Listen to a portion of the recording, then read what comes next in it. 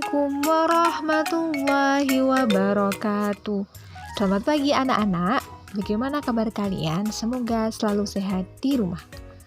Mari kita mulai pelajaran hari ini dengan berdoa terlebih dahulu. Hayya bina nabda darsanah bi qiraatil basmalah. Bismillahirrahmanirrahim. Pada video kali ini kita akan belajar tema 3, subtema 1 dan 2, muatan IPA. Dalam kehidupan sehari-hari, manusia pasti berinteraksi dengan sesama serta dengan lingkungannya. Interaksi antara manusia dan lingkungan yang tidak seimbang akan menimbulkan berbagai masalah.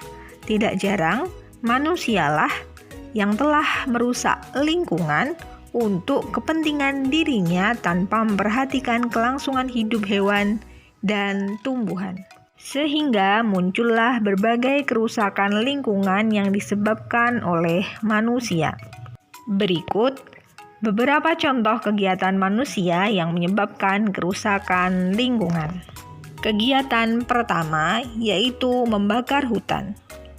Hal tersebut dapat mengakibatkan satwa-satwa kehilangan tempat tinggal atau habitat dan sumber makanan. Selain itu, hutan-hutan yang dipenuhi dengan pohon-pohon akan rusak dan menimbulkan polusi udara sehingga terjadilah pemanasan global atau kondisi bumi yang semakin memanas. Kegiatan kedua yang dapat merusak lingkungan yaitu menggunakan bom atau pukat harimau untuk menangkap ikan di laut. Hal tersebut dapat mengakibatkan rusaknya ekosistem laut. Misalnya, rusaknya terumbu karang dan berkurangnya populasi hewan tertentu seperti penyu. Dan ikan-ikan kecil juga ikut mati karena dibom atau terperangkap oleh pukat harimau. Beberapa contoh tersebut selain merusak lingkungan juga dampaknya dapat mengganggu keseimbangan lingkungan.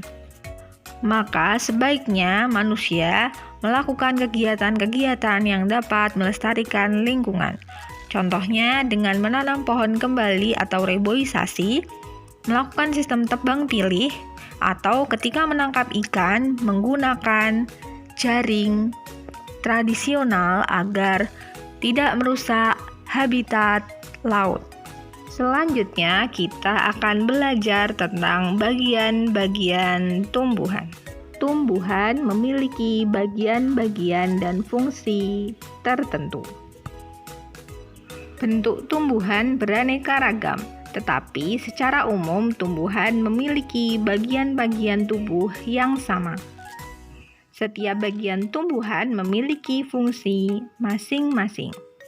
Bagian-bagian tumbuhan yaitu akar, batang, daun, bunga, buah, dan biji. Yang pertama yaitu akar. Akar adalah bagian tumbuhan yang umumnya berada di dalam tanah. Akan tetapi, ada jenis akar yang berbeda pada tanaman-tanaman tertentu. Macam akar diantaranya akar tunggang, akar serabut, akar gantung, akar nafas, dan akar pelekat. Sama akar tunggang. Akar tunggang berupa akar utama yang tumbuh lurus ke bawah dan merupakan kelanjutan dari batang. Akar ini ditemui atau dimiliki oleh tumbuhan dikotil berkeping dua. Contohnya tanaman mangga, jambu, jeruk, rambutan, dan sebagainya. Selanjutnya akar serabut. Akar serabut berupa akar yang berukuran kecil dan tumbuh di pangkal batang. Ukuran semua akar hampir sama besar dan sama panjang. Akar ini dimiliki oleh tumbuhan monokotil, tumbuhan berkeping satu. Contohnya padi, jagung, kelapa, bawang putih, bawang merah, dan sebagainya. Akar gantung tumbuh dari batang ke arah tanah. Contohnya pohon beringin. Akar nafas muncul ke permukaan tanah untuk masuk udara. Contohnya pohon bakau. Kemudian akar tunjang tumbuh ke segala arah untuk menunjang batang, contohnya pohon pandan. Akar pelekat yaitu akar yang muncul di sepanjang batang fungsinya untuk melekat, contohnya tanaman sirih. Akar memiliki fungsi, diantaranya yaitu menopang atau mengokohkan tumbuhan sehingga tumbuhan bisa berdiri tegak. Yang kedua, tempat penyerapan air dan unsur hara. Yang ketiga, menyimpan cadangan makanan, contohnya pada wortel dan kentang.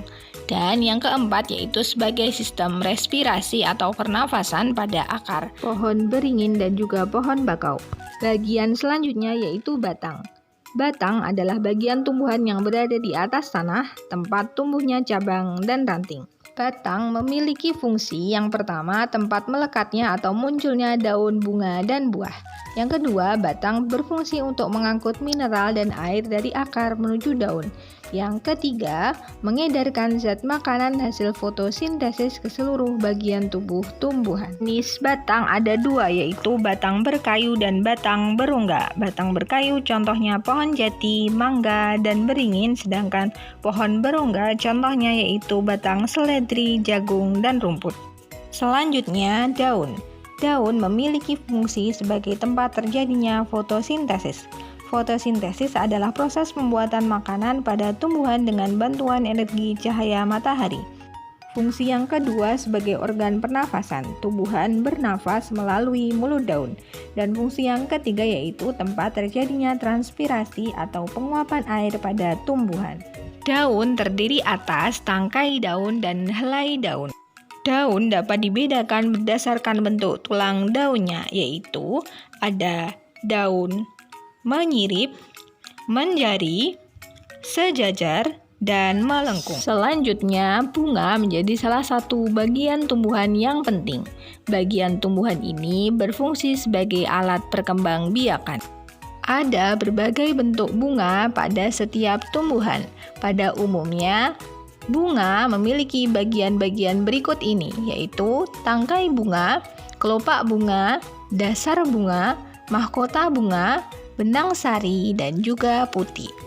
Putik dan benang sari merupakan alat perkembangbiakan bunga.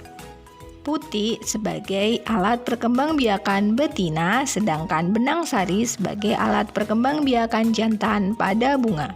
Pada umumnya setelah berbunga maka akan berbuah. Buah merupakan bagian yang berfungsi melindungi biji dan sebagai cadangan makanan selama proses perkecambahan. Contohnya apel, mangga, dan alpukat. Berikut adalah contoh buah yang memiliki daging buah dan biji. Yang biasa kita makan yaitu daging buah. Bagian terakhir tumbuhan yaitu biji. Biji adalah hasil pembuahan yang terjadi akibat penyerbukan antara serbuk sari dan putik. Biji berfungsi untuk cadangan makanan dan juga dimanfaatkan sebagai bakal tumbuhan baru. Selanjutnya, pada subtema 2 kita akan belajar pemanfaatan hewan sebagai sumber daya alam. Hewan dimanfaatkan sebagai bahan makanan, bahan obat-obatan, dan juga dimanfaatkan tenaganya oleh manusia. Contoh pemanfaatan hewan oleh manusia antara lain, yang pertama, ayam dan bebek dimanfaatkan untuk diambil telur dan dagingnya. Yang kedua, kerbau dan sapi dimanfaatkan untuk diambil daging dan tenaganya untuk membajak sawah. Yang ketiga, ikan koi, kucing, dan kelinci dimanfaatkan untuk hewan peliharaan. Ada juga hewan yang berperan dalam menjaga keseimbangan alam. Contohnya, ular memakan tikus sehingga jumlah tikus di sawah tidak berlebihan. Maka dari itu, tanaman padi tidak habis dimakan tikus sehingga petani dapat memanen padi. Ular di sawah tersebut berfungsi menjaga keseimbangan alam, yaitu keseimbangan jumlah tikus dan tanaman padi. Apa akibatnya jika keseimbangan alam tidak terjaga?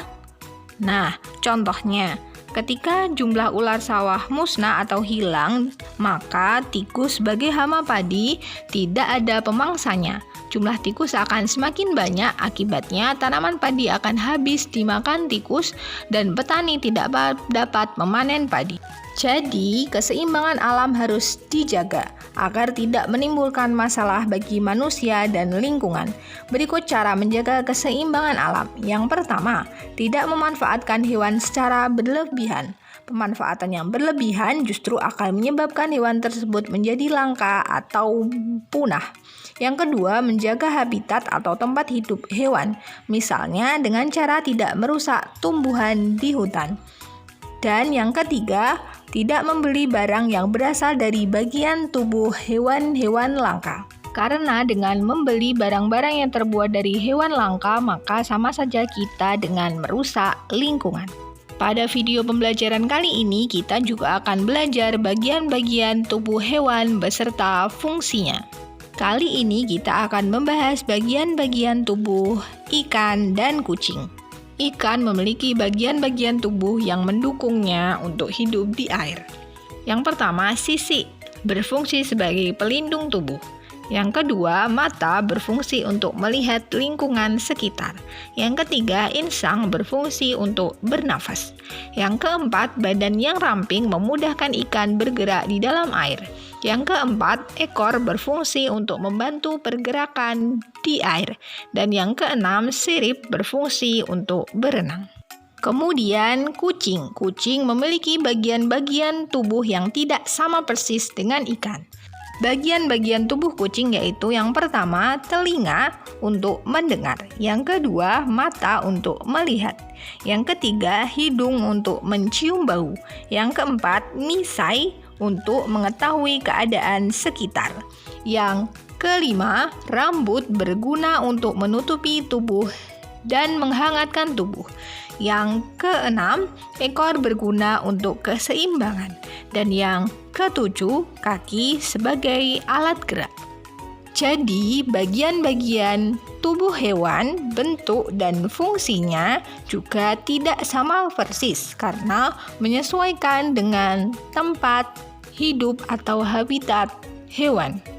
Materi-materi muatan IPA pada tema 3, subtema 1 dan 2 sudah selesai.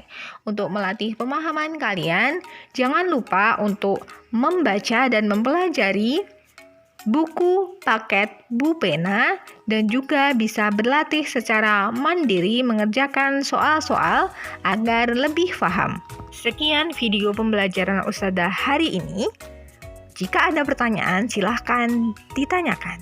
Banyak salah dari Ustadzah, mohon maaf. Hayamina nahtatim darsanah biqiraatil hamdalah. Alhamdulillahi rabbil alamin. Wassalamualaikum warahmatullahi wabarakatuh.